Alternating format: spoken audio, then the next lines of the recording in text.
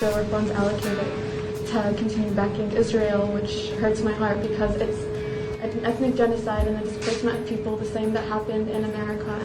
I'm glad you did. I'm glad you did. And again, this is about the fact that your voice, your perspective, your experience, your truth should not be suppressed. I'm not going to let parents come into schools and actually take books out and make their own decision. You vetoed it. So, yeah, I stopped the bill that I don't think parents should be telling schools what they should teach. I would thank you all for allowing me to speak to you tonight, but you tried not to allow it, yet here I am. Now, you only give us 60 seconds, so let me get to the point. You are all child abusers. Tonight, I have the leading conservative in America here, Bill Kristol, who has endorsed my campaign for governor.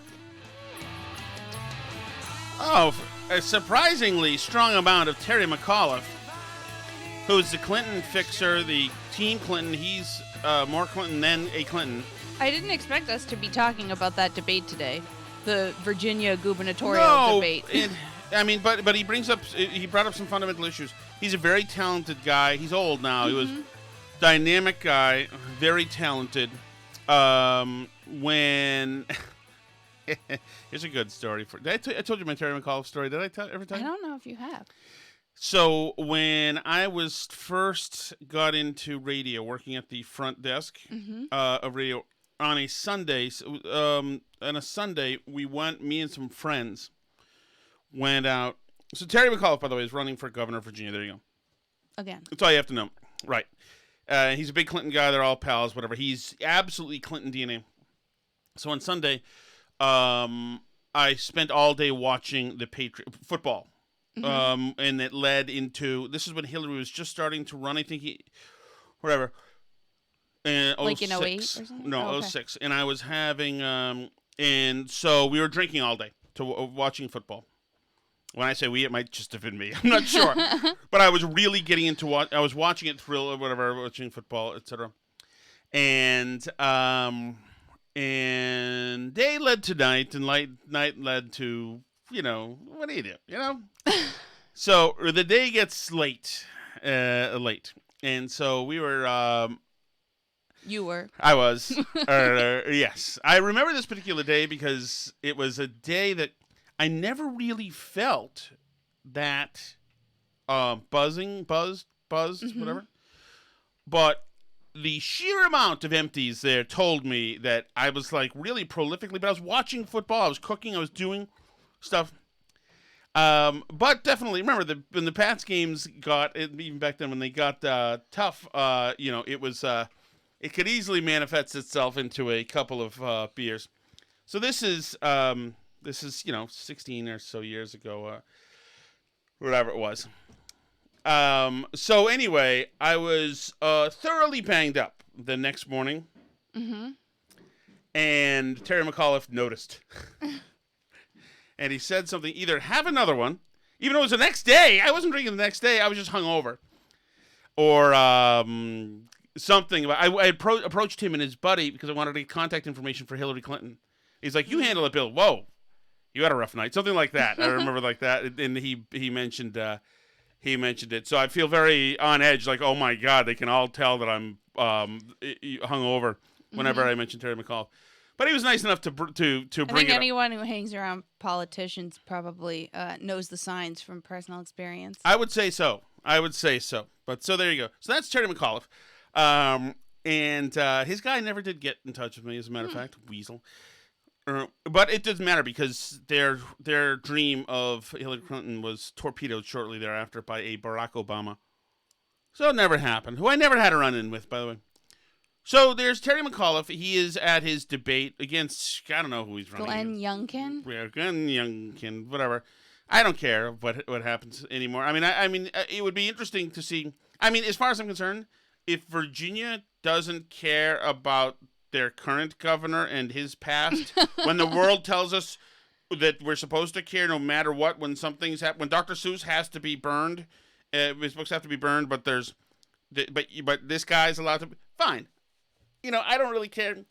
I'm not offended if somebody was an a-hole in college and dressed like a racist. I don't really care. I don't think it really does define your whole life. I think you're an a-hole, so whatever. But that's fine. So Terry McAuliffe, anyway, said a couple of interesting things that you just heard there in the open.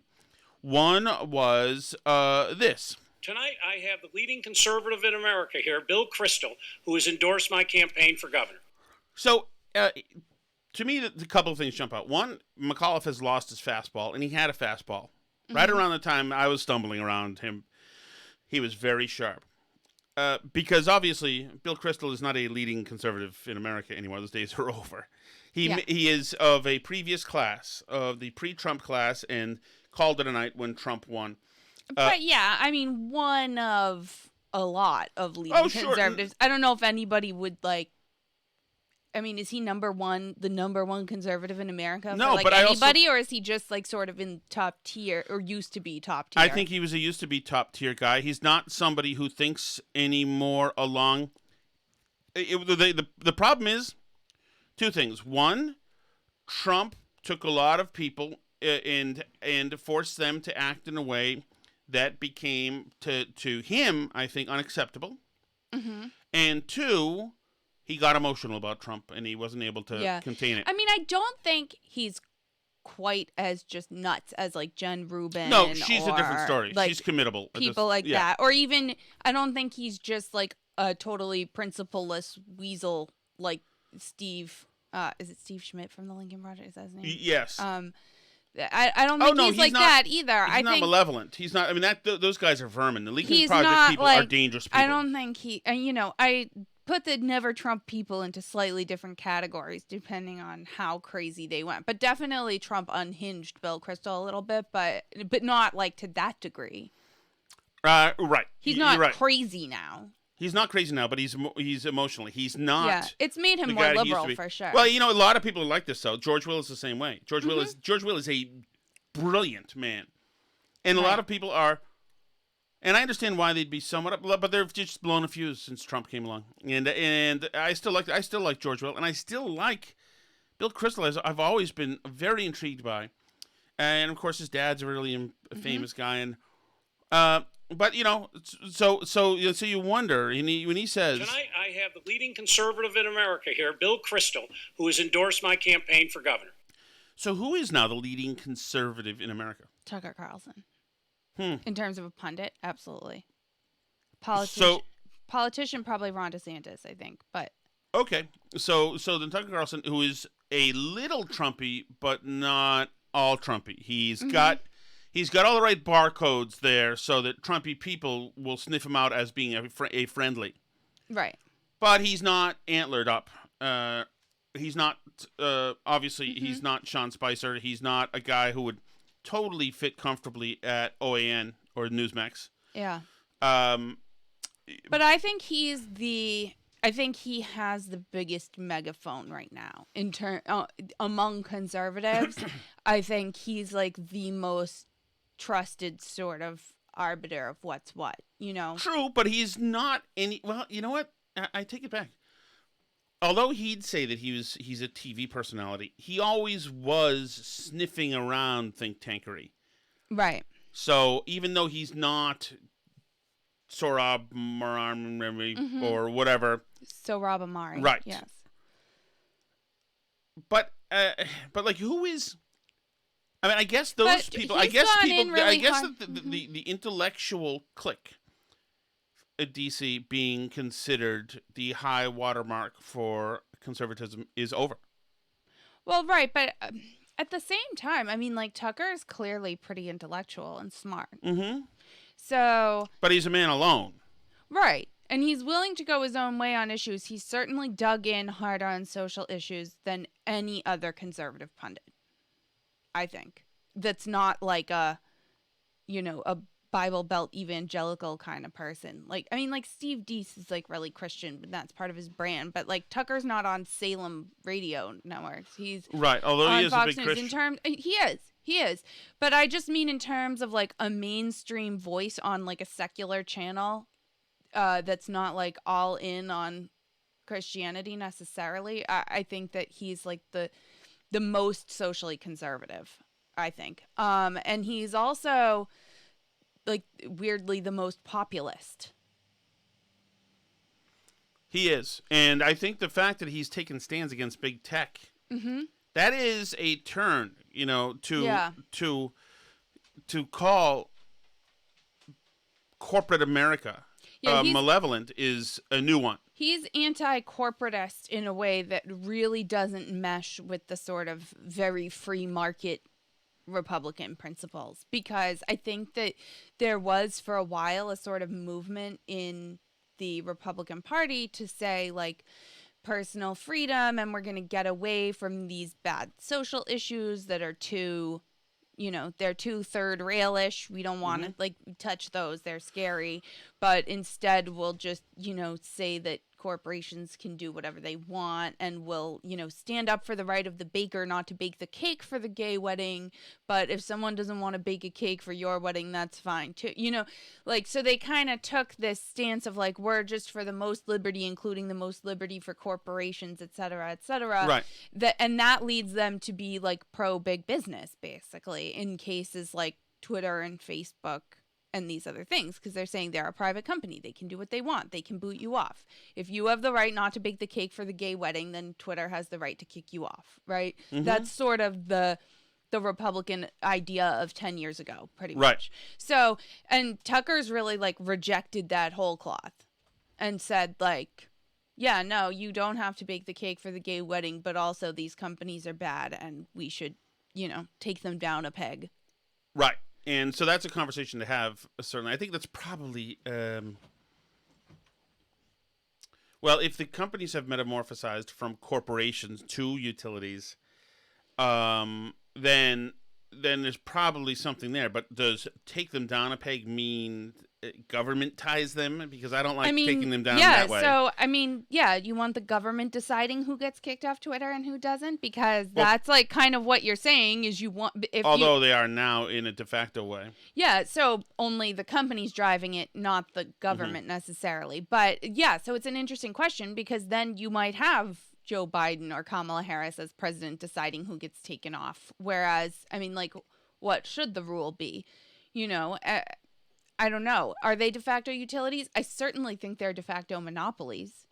But I don't know what you do about that, because monopolies do distort the free market. That's one of the cases which free market essentialists are supposed to believe the government should step in, because monopolies do distort natural market forces and make the market inefficient. You want there to be, 5 Twitter services to choose from, just like you can choose from a bunch of landscaping companies to come do your lawn. You should be able to pick from 5 or 10 different Twitters to do your stuff on, but that doesn't exist. Like, there's only one Twitter, there's only one Facebook. Well, right, but there was also only one MySpace, and there was only one Alta Vista. And so I think the argument people say is there's an impossible barrier to entry at this point now, since Google has its clasp on everything, and maybe that is true, but also maybe not. And you kind of do hate to mess with the secret sauce, but yeah, my thought is generally that that it's not that having Twitter decide who's on Twitter is probably the least bad solution to the problem. I don't know what else you would do, like have the government tell Twitter who should be on Twitter and who shouldn't. That seems like a bad solution. And I know people talk a lot about Section 230, but basically Section 230 says, either companies have to not do any content moderation at all, right? Or like if they do so basically what Section 230, sorry, I messed this up. What Section 230 protects against is places getting sued for the content that's on them. So Twitter doesn't want to get sued because you slander somebody on Twitter. Do you see what I'm saying? So Section 230 makes it so that Twitter isn't responsible for what every person who goes on Twitter says on Twitter, because they're just a platform and everybody goes on and says whatever they want. They're not responsible for what you say on there. But the thought was by people that if Twitter does any content moderation, that then they should be liable. So Section 230 protects against that. Section 230 says platforms are allowed to do content moderation, and they're still just platforms. If they're not publishing the content, the idea of Section 230 is there's a distinctive difference between like your blog where you publish something that you're saying and Twitter that's publishing things other people are saying, and not like choosing to invite somebody to say something on their platform. Like if you invite me to write a guest column on your blog, you are responsible for what I said on your blog because that was an editorial decision by you to invite me on. But Twitter isn't responsible for like everything everybody says on there. You know, and Section 230 prevents them from being responsible for that. So what people believe is that if we repealed Section 230, then Twitter would have to not moderate any content at all, because if they did any content moderation, then they would be able to get sued, or then they would be a publisher and they would be able to get sued for libel. But I tend to doubt that that's the approach Twitter would take. I think Twitter would take the approach of extreme content moderation and say, if it's possible we're going to get sued for something, then we're going to, you know, make you wait 3 days to tweet while we review everything that it says on it. And that would, I think, be detrimental to the experience of Twitter also. So I think that the repeal of Section 230 approach is probably not the right one either. I mean, the one thing I could say that maybe you could do is you could turn political affiliation into a protected class the way like religion is. You know, in DC is the only place in the country where political affiliation is a protected class. It's unlawful discrimination to kick somebody out of a restaurant in DC because they're a Democrat or a Republican. And they do that in DC for obvious reasons, because they don't want to put restaurants in the position of having to deal with that. So, you know, if you did that on a national level, then like Twitter could still like kick people off for putting up porn or for harassment or whatever, but they wouldn't be able to do it based on political ideology. So that, you know, if you could prove discrimination based on political viewpoint, then they could be liable under anti-discrimination law. That's like the only way I can think of that you could like police what they do. But even that, like, again, you're putting the government in charge of enforcing that. Like, is Biden's DOJ going to do something about that? I don't know. Right. And once you put the government in charge of enforcing something like that, then the incredible onerous burden that will be on them, one, will protect them from outside competition, which they'll like. Right. Because then, talk about barrier to entry, then it'll be really impossible. Right. If you have to comply with all these government directives. Right. You're going to need an army of lawyers and, you know, whatever. What was that thing that we were on for 5 seconds before Bongino's thing? Are we on that still? Rumble? No, Bongino's thing. Isn't that... Oh, Parler? Parler. That's back. We're still on that. We're Okay. on Gab.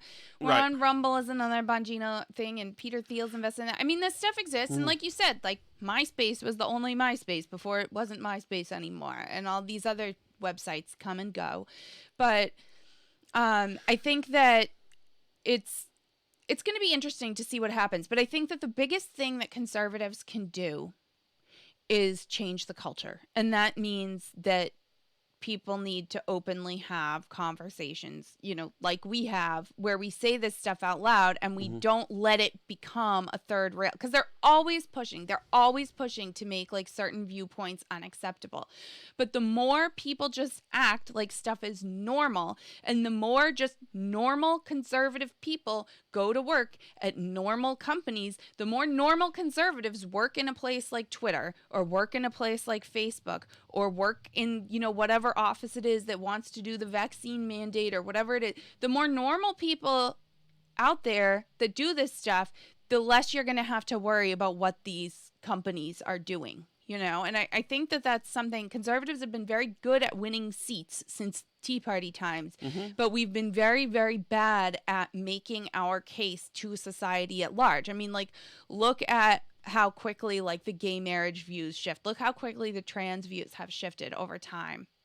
It's incredibly rapid how far left the culture has moved, especially on social issues. It's been just like we talked about this the other night, like Bruce Jenner, like it was unthinkable, you know, 15 years ago that Bruce Jenner was going to turn into Caitlyn Jenner. Well, right. And now you've got, in every corporation, every human resources, whether they run conservative media or not, are sending out stuff about pronouns and this and that and this and that. They're completely wokeified. Yeah. All of them are. And so, like, you've got to check boxes and sign off and all sorts of stuff that you don't believe about your privilege, about this and that, and all sorts of... Yeah, but nonsense. I honestly think it's like a squeaky wheel thing. That, like, the conservatives tend to just keep their mouths shut and go about their business and, you know, hope it doesn't bother them. And, you know, the people who want to push the, like, feel guilty about your whiteness stuff on your kids are pushing it all the time.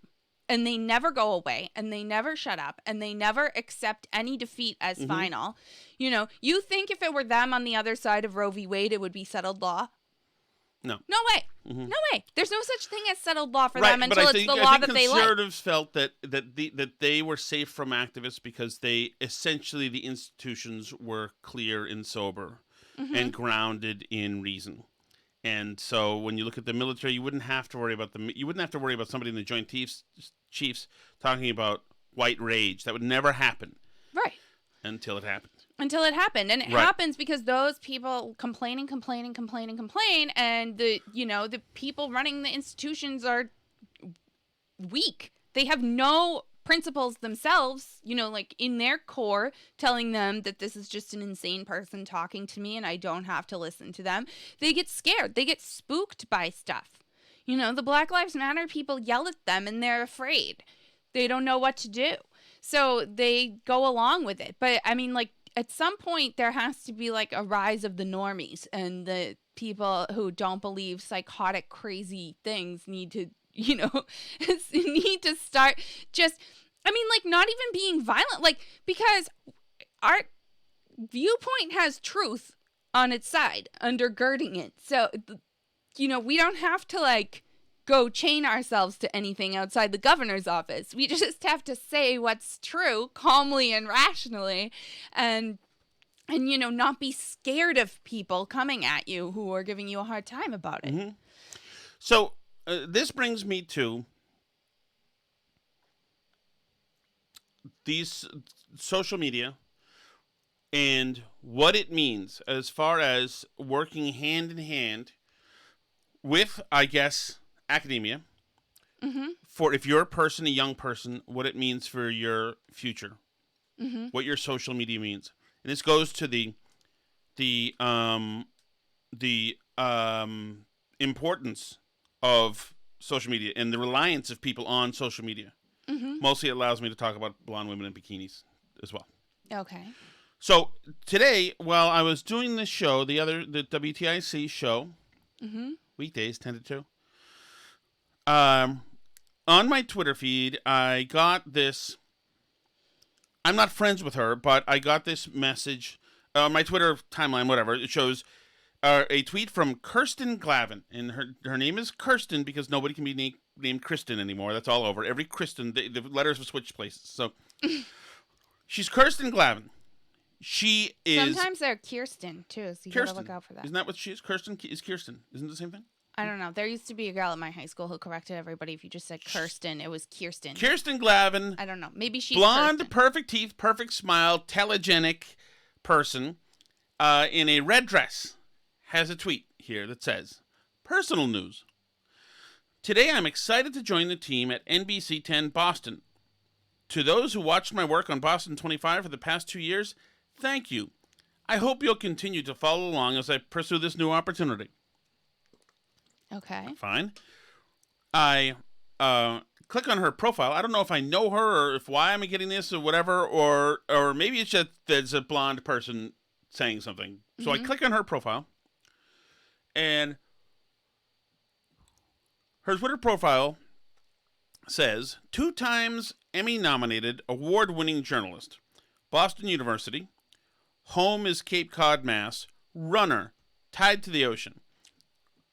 And so I thought to myself, she sounds like a potential pain. Like, I don't like this Twitter bio. 2 times Emmy-nominated, award-winning journalist. First of all, the local Emmys are given to everybody in the I don't want to hear. So I'm like, oh, she's got the word journalist in her profile. She's got 2 times Emmy-nominated. Ugh. Please. Boston University does not help anymore. Home is Cape Cod, runner, tied to the ocean. I'm thinking, this person, she's the kind of person who would have had a Livestrong bracelet. At the right time to have a Livestrong bracelet. She's ultimately, rapidly, totally, and completely probably normal She's and I can't talk to normal people, so she's not broken, and I don't know her. So I'm like, whatever. I actually sent my friend who's in media this and said, look at this Twitter bio. This tells me not my kind of person. And if I were somebody, there's buzzwords there that if I were hiring, I'd be like 2 times Emmy-nominated award-winning journalist. All right, ego. But fine. So I sent it to my friend, and she's got, of course, her own website. This is her Twitter profile. She's got her own website, KirstenGlavin.com, whatever. I tweet on that, and of course, that's everything you think. And I've known some of my very good friends. Mm-hmm. Jacqueline is my friend who's been in TV forever. They've all got these websites, and it's all photo shoots and they've got their demo reel and this and that, etc. So, it's very standard stuff. Mm-hmm. So then, I have an assumption in my head based on an assumption that I have whenever I look at any news journalist, TV, especially journalists, Instagram. Okay. And that assumption is, and I think I sent you the picture. Mm-hmm. That she's attractive and in a bikini? So I know that she's attractive. You sent me this today, and I didn't fully understand what your point was. But so then, I don't have not inside your head enough. Then, her Instagram says, Kirsten Glavin, 2 times Emmy-nominated award-winning journalist. Beach runs and messy buns. I don't know what that means. What does messy buns mean? It's like when you put your hair up, but like messy. Okay. Like all piled up. Beach runs and messy buns. Okay. Once again, we would never hang in the same circles. Mm-hmm. I understand that. I just not like I'm not the kind of winter blow on my coffee before jumping on the Peloton kind of person. But I understand that is that kind of person. Maybe she's a very nice person. Maybe she's really good at journalisming. Who knows? But fine. That's the person she is. But she is very much using Twitter and Instagram to show you what kind of person she is. Uh-huh. This is all really good marketing. It's all her personal brand. Exactly. All her personal brand. Mm-hmm. So I scroll down. Yeah. 1, 2, 3, 4, 5, 6. There's pictures of she's in a doorway here. Mm-hmm. She's in front of a campfire there. Every picture is immaculate. She looks great. She's picking apples here. She's clamming there. Mm-hmm. When she's fishing here. Every picture is perfect. The 10th picture down is her in a little baby blue tiny bikini posing really, on the front of a boat. Looking, just a really candid shot. There's an open bag of Cape Cod potato chips there. There's a White Claw can down there. She's got a Solo cup, and she's smiling, looking to the right, just having a conversation with somebody, looking absolutely knockout gorgeous swimsuit model-ish. Mm-hmm. And in the post it reads,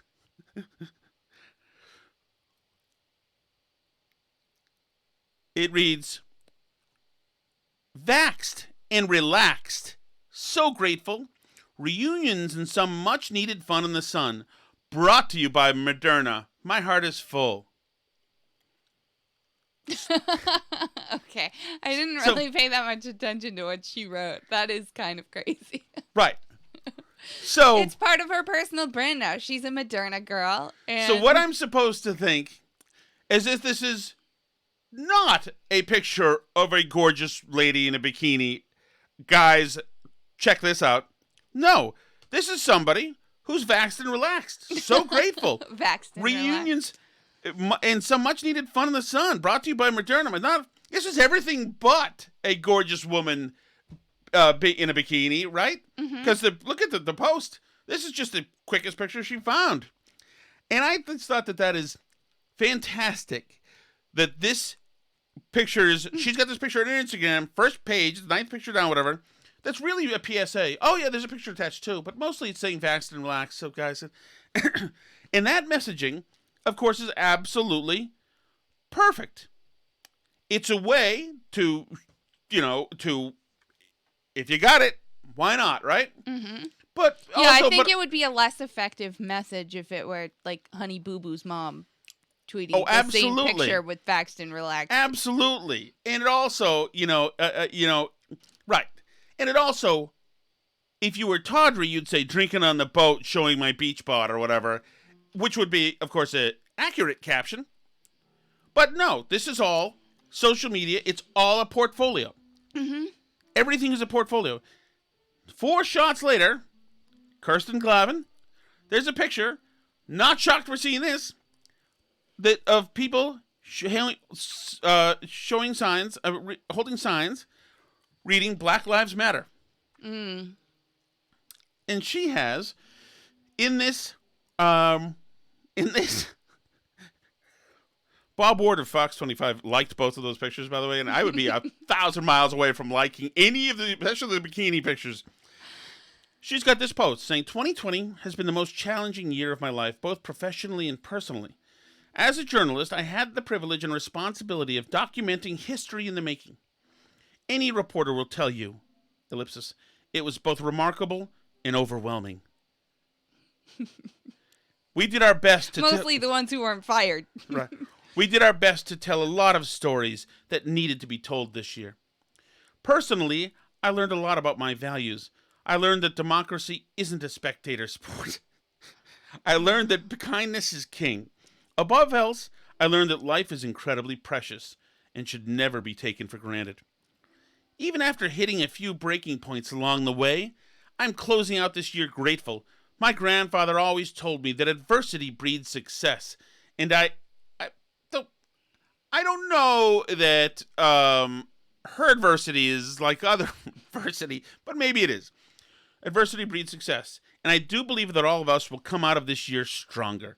Some of my favorite photos from 2020 are all of others for various reasons. Again, the people who aren't dead or didn't lose their family business. Or some of my favorite photos from 2020 are all of others for some various reasons.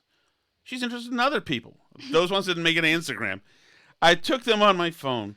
A global pandemic, economic shutdowns, the BLM movement for racial justice, RBG, a presidential election. None of these stories are over, but it's time for the next chapter, 2021. So, Alice, you couldn't pay a marketing firm enough money to come up with that. Yeah, no, that's her. It doesn't pledge allegiance to BLM. It doesn't go too far into anything. It shows a well-rounded, really socially conscious person who's, taking a moment to step back and look at things, take it all in. You know, how's your personal brand holding up? It's the conversation. It's the we did our best. She's in media. Remember, we did our best to tell a lot of stories that needed to be told this year.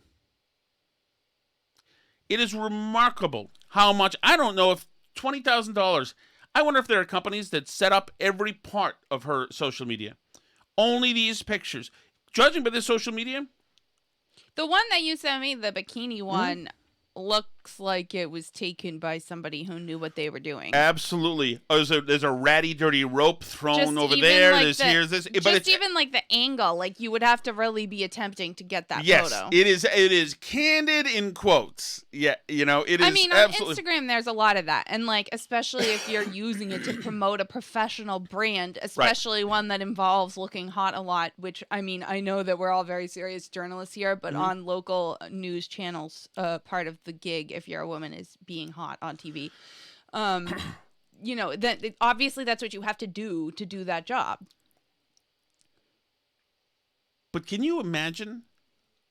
I mean, she is entirely, and it's not just her. I'm sure that it's in women in many fields. It's not just media. Oh no, I think anytime you're like any kind of public facing anything in a company, but I think companies, and I like sort of hate it because I like want to work for a company and then go home at the end of the day and like not have it home unless it's like my business, you know what I mean? Like I don't want to like live and breathe like some big corporation all the time. And like, I mean, so and the listeners all know, you guys know that I worked at a warehouse during the pandemic, like just doing stuff, and it was great, but like the company encouraged people to like post on social media. Like each store had their own social media account and would like tweet from it all the time. And they encouraged you to like tweet about it. So people who were like, I mean, like a store manager of a store. and they're like for a big corporation, and they're like personally tweeting out a personal Twitter about like how much they love the store and like they like love living this life, and like tweets about how they're, you know, I mean about the company. They're encouraging, and this is not like a media company, obviously. It's like a big box company, but they're, you know, encouraging their employees who probably don't make nearly as much as TV people do even now, that TV salaries aren't what they used to be. You know, these are people who are making like 50 grand, and they're being encouraged to essentially have a personal brand that's like tied to the corporation on their personal social media, which I think is crazy and I would never do. Like, I think that's like, you don't own my life. I don't know. I mean, but like, I guess companies want to own your life. So, okay. But yeah, it's a lot of pressure. Well, it's a Here lot at but Burn Barrel LLC, we do not have high social media standards. So she totally depends on this social media because it's putting forward, it's a portfolio of a person who is ostensibly perfect. There's nothing on this that's not totally and utterly perfect. Every picture is posed, every post is thought out, everything is a mind towards the brand, as you said. Right. So if a picture comes out or something, If she went to college with Ralph Northam. well, I mean, no, what I'm saying is, I once took a picture of a woman I work with who was doing a lot of video and TV. It was early in the morning at work. She hadn't put any makeup on. She was just whatever. And she said, erase that effing picture right now. That's going away. Erase it. And I said, okay, because I could tell there was no humor coming from her. And it was erased. It was gone. There it went. But this fragile vessel that is her brand could absolutely be torpedoed. Right. If anything imperfect comes out, then this all goes to hell. So, I mean, one, it makes me think that this whole fleet, this whole campaign that a young woman like she has to do, or guys, it's the same thing with guys, is to have reliance on social media like that. If you live by social media, you can die by social media. Right. You know, Kirsten, wasted at the Boston Marathon last year or whatever. I'm not saying that that's out there, but there are times when you're not perfect, and there are times when you're a jerk, as a matter of fact. And with me, people have no expectations, so I can be a jerk. But with somebody like her, what does she do when she gets blown up? If somebody finds, I'm not using her, but anybody else, anybody who relies on social media Totally. that way is vulnerable to that. If they, you always have to be on. right? You always have to be ready for that like curated shot. So you can never like actually just go live your life because everything's like a set that you're performing on.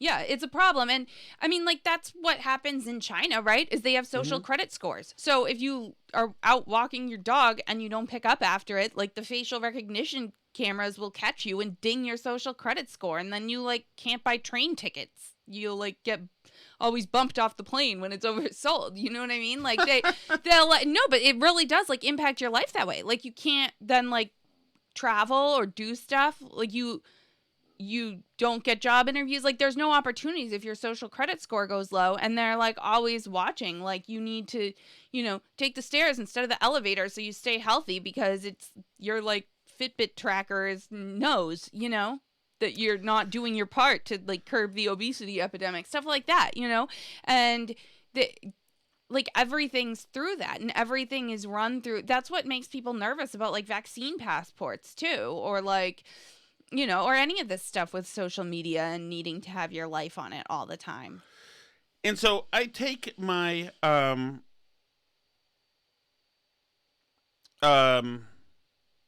but just so we throw it out, in case somebody or Kirsten listens or somebody else listens, I have nothing against her. I think maybe she's really the sweetest person in the world, and maybe the greatest greatest journalist in the world, and might be great at whatever put her social media together is really good.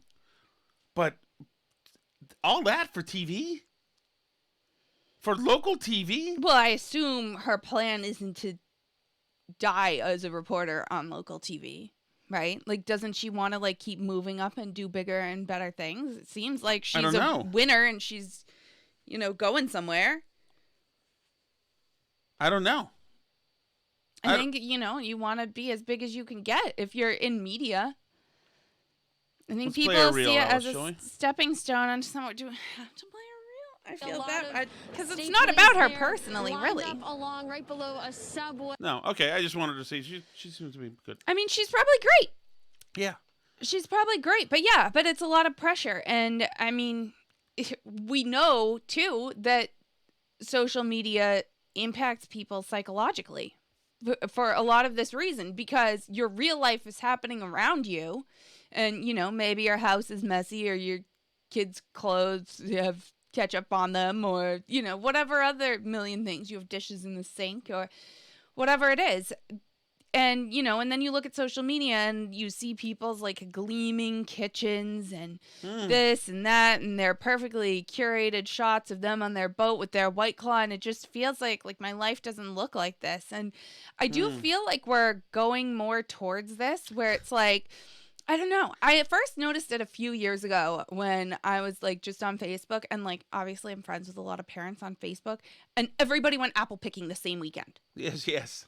All of a sudden, my entire feed was parents apple picking with kids. Everybody did it. They all had the same pictures, the little kid reaching up into the tree, the bag of apples. Like it was like set up. And these orchards, you know, they're curated. We have an apple tree in our yard, and it's so annoying because if you don't pick up all the apples, everything like rots. If you go to a commercial orchard, there's like rats. They're gross, right? Like, so they have to like, it's so expensive for these farms to like clean these orchards and everything so people can get their photo ops. That's the reason why the apples cost like $80 when you go there. It's because you're paying for an expensive photo op of you picking apples in this like pristine, gorgeous, perfectly manicured orchard that's not like what a real orchard's like, where the supermarket apples come from. But it's just like, I don't know, but like we're all like so bought into this whole thing. Like even when we aren't doing it for a TV job, even when we're just doing it to like impress our relatives, we're all like so emotionally invested in making sure we get like our apple picking photos with our kids every year, or like this photo or that photo. Like it's a lot of pressure on people, and it's like a lot of mental pressure, and especially like we throw young people into this, and they see people like out partying with their friends and looking good, and if they're not invited, and like, you know, people can insult you on there, and like when you're a teenager, that can be just totally devastating. Well, that's what I think that and this is well, I don't want to get too far into it, but I just see people. One, like with my own thing, there's a Facebook picture of me with you were with me, but you weren't with me in the picture at an event. The event with the guy from Mad Men was there. Mm-hmm. With the vodka models. Vodka models, exactly. And there's all these beautiful models, and me in the middle of them. Hey. You know, obviously they were repulsed, but they had to be there. They get paid. But anyway, like some of the early comments I got were, "Wow, you seem to have a great life." And I was like, "Really?" Like, we got there in a minivan, if that, you know, we weren't allowed to stay. They didn't want it. It simply was a fake red carpet thing.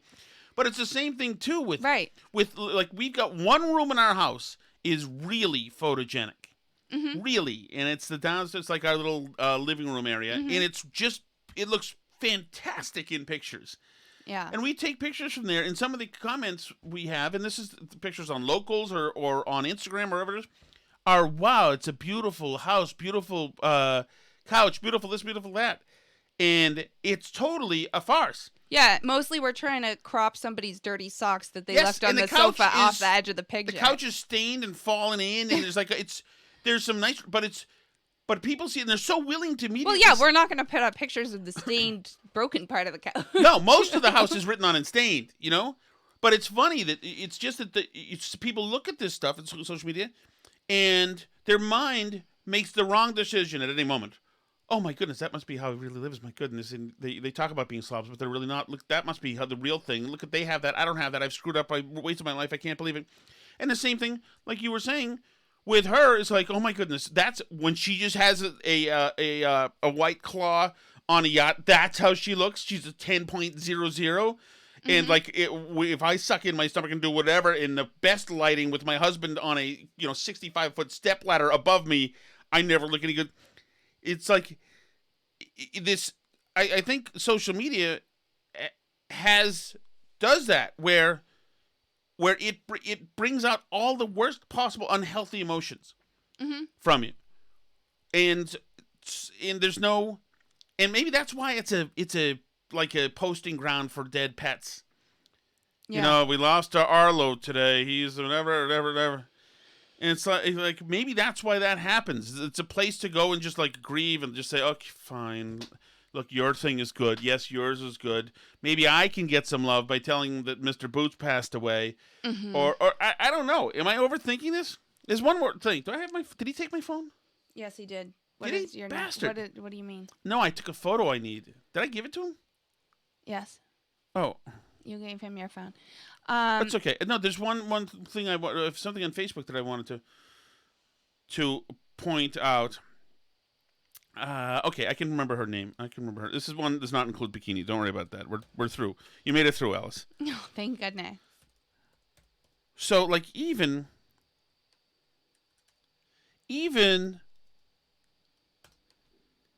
things that seem okay.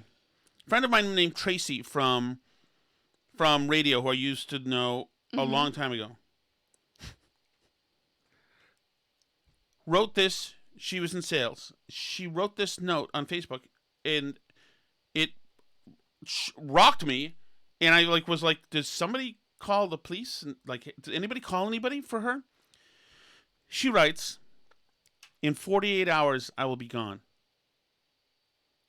Time was not on my side, and I ran out of it. I have so much to say to so many people My life here has been amazing and exciting, but it's also been disappointing and sad. It was time for a change, and the change is here. To all of my friends in Mass and New Jersey, I love you and I will miss you. To my closest friends, expect a call soon. Toronto, here I come." Like, holy Jesus! Yeah, it did I sound thought like she was was hanging dead. from the rafters after the third. Or like terminally ill. Yes, absolutely. So, like, I'm thinking, is this now? Is this what we're using? Maybe you drive engagement that way or something. Maybe you do, and that's not a good thing. If now everything you do is looking at, okay, I'm moving to Toronto. I can't just move to Toronto. I have to make it a campaign about something. What do I make it a campaign about? Well, the Black Lives Matter thing already passed. Biden's already been whatever. I'm not terminally ill, but okay, you know what? How do I hook them? A good lead. In 48 hours, I will be gone. Time was not on my side. Keep reading that, baby. Absolutely. So my thing is like, how many? Yeah, I mean, I'm hoping that she just didn't think about how it sounded, and maybe it was unintentional. Like, she was just trying to say it in a dramatic way, and she didn't realize it sounded like she was dead, hopefully, because it's kind of dark. But, maybe she just didn't think about it, I hope. Maybe, I guess she did. But it is a dramatic way to say that you're moving to Toronto, even if you don't realize it sounds like you've committed suicide now. So, yeah. Okay. So I don't know. We've ended up doing a totally different show than I thought we were going to do. What are the little pieces that you wanted to get to? I mean, we had more. So, yeah, we did have other Terry McAuliffe. He doesn't think you should have any control over what the schools I'm not going to let parents come into schools and actually take books out and make their own decision. You vetoed it. So, yeah, I parents, you stopped the bill that I don't think parents should be telling schools what they should teach. Well, I mean, Alice, the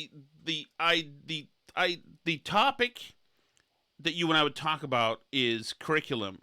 He's just filleting the teachers' unions. So he's just saying stuff that he needs to say. But, like, isn't it nuts that people feel that way? Like, legitimately, you don't you're not in charge of your kids and what they learn in school, and this isn't your school system. It belongs to us. Yeah, but Alice, The governor, and my friends remember in like the 6 teachers' years ago you unions. flagged to me that our school system back then was making kids required read about incest and sexual assault at like 12 or 13 years old, and I posted about it or whatever, and people said, well, they have to learn about it sometime. They have to learn it somehow. It's better that the schools teach them. What? Schools teach them? Yeah, there's some new like award-winning book too that I've seen people complaining about in like Kansas because it got they have 12-year-olds reading it and it has gay sex in it. So, it's great, but that's why Puritan, Alice. That's why I won the award. Well, I mean, 12-year-olds. I don't think for 12-year-olds that any sex should be taught. Yeah, it's not that it's gay. That's the problem. Right. I don't want them reading Lady Chatterley's Lover either. I'm not trying to censor it. It just, isn't necessarily age appropriate. So you've got a commitment to your young paramilitary organization, right? What? And I've got it's an acronym, pseudonym for what you have to do. Do people know that what your activity is? I think they do because they've sent us a meme about it. Yeah, and I think people who are at that activity listen to this podcast. Oh yeah. Actually. No. Yeah, it's a that is actually taken from the Rush Limbaugh book. See, I Told You So, where he called the Boy Scouts. He said the Boy Scouts to the left is a paramilitary group. Mm-hmm. Okay. Okay. So yes, okay. I have that tonight. I have to go to in 15 minutes be at softball practice. Yep. At the field down the street. Mm-hmm. At the usual field that used to be a racetrack. Yes. Okay, I'm going to do that then. Yep. Anything else you need? I'm going to yield the floor to briefly, you, my love. Just briefly, we didn't get to Matt Walsh. She was at another school board meeting about trans bathrooms and schools. Right, he ripped him a new one like last time. Etc. That's great. Dollar Tree is raising prices above $1 because inflation definitely is not happening and is definitely transitory and there's no supply chain issues. So don't worry about that. I'm sure there's some totally reasonable explanation for that. I'm not totally sure. And last but not least, in the news that you need to have, apparently Kristi Noem is sleeping with Oh Corey my goodness, Lewandowski. I can't believe we didn't start with this. Why did you waste my time on local media's Instagram page? Sorry. Right. So a rumor has it he also slept with Hope Hicks. That's not a rumor at this point. That's confirmed. Believe me, it's heartbreaking. You have video? It's the Hope Hicks thing is heartbreaking. I don't want to talk about it. So, I mean, all the Twitter discourse about it is complaining and asking how and why Corey Lewandowski gets these women to sleep with him. That seems, and I've talked to him on a bunch of occasions. He's fine to talk. I am disappointed in your gender. I will say this, okay? But you know what I think it is a little bit? What? Is I think that he goes for it a lot, which sometimes results in people complaining that he sexually harasses them. Like, so there's another Trump donor who's also in the news today for accusing him of making unwanted sexual advances to her at a Las Vegas charity event. Trishelle Odom, the wife of Idaho construction executive John Odom, alleges that Lewandowski repeatedly touched her, including her legs and buttocks, and spoke to her in sexually graphic terms, saying he stalked her throughout the evening. People who were firsthand witnesses corroborated the allegations. So, but if you do that to enough people, someone might bite. So, apparently it works. Here's another thing. If men with confidence are something that women find attractive, he's very much into being Corey Lewandowski. He's absolutely secure about that person. And it's a very simple item as far as I have seen, that who Lewandowski is. The state police haircut says all I need to know. Right. Yeah, but I mean, I don't know. So maybe he's very charming in this weekend. If he's not like tossing you around but like I think Fields. Maybe some women are into that apparently because he appears to approach women this way. So Kristi Noem married, kids, etc. Yeah, so that's not great. How do people? I don't get this. Like, I found out recently that like a person who was like a secretary at our school no longer works there at our kids' school. No longer works there anymore because she was sleeping with one of the teachers. Whoa! We were both Hold married. the damn phone. Do I not know this? I don't know. This was Have like you a while changed ago. the name to This protect was- the innocent? No, I just this was a while ago. I just only found out about it because my kids haven't even been in school, so I didn't realize she wasn't there anymore. And somebody was Do like, I know "Oh, the woman? she's gone." I don't think so. Did I encounter her perhaps and mention her? She just worked in the office at the school. I believe I encountered and mentioned her. Did you? I don't know. Probably. Anyway, I'm classless, so- Alice. Okay, so, and then like I happened upon this thread on Twitter the other day that people were asking like, what are jobs where like everyone is sleeping together at the job, and like it was basically like every job. Everybody was like, oh my gosh, if you work in warehouses, everybody's sleeping. Restaurants, everybody's sleeping together. Oh my gosh, if you work in a law firm, everyone's sleeping together. If you work like, Did you say warehouses? Everybody sleeping together? I never. No, but people did. But people said it in the Twitter thread. But like, I don't understand. I How work does from everybody... home and everybody's not sleeping together here. Whoa, attacked. I feel attacked by that comment. You know? But I mean, like, how do people not like? I don't understand. Just kidding, guys. By the way, I don't understand how people are like having all these affairs. Like, first of all, how do you have time to have an affair? I don't have time to have affairs. And second of all, like, I don't get how you can just like. It's easy to not sleep with people. It seems like more work to go sleep with somebody than it is to like. I don't understand how everybody just like can't keep their hands off each other. Like everywhere they go. For a guy, you'd need the following 2 criteria to be met to have an affair with a woman. A woman needs to be interested, and that's it. That's really, really it. But like, I don't. It's easy to not sleep with people. I don't know. Like you just don't. I don't. You would think. I don't get like how. Oh, call centers was one that baffled Really? me. There were a ton of people We saying gotta like get at back to call this, centers Alice. everybody's Guys, we're gonna sleeping get back together. to this I was like, talk. what? How do you sleep together at a call center? Alice, we're working blue tomorrow on tomorrow's show. I can't believe you let me drone on about with some kind of I need some kind of hand substance. signal to tell you that there's better stuff we can More be talking tawdry. about. More tawdry. Okay. I'm Well, not going to Matt Walsh. I'm going to go to work affairs. My goodness. all right. Well, let us know what jobs you've had where people sleep together. I Correct. guess. I want personal stories, accounts, Okay. names.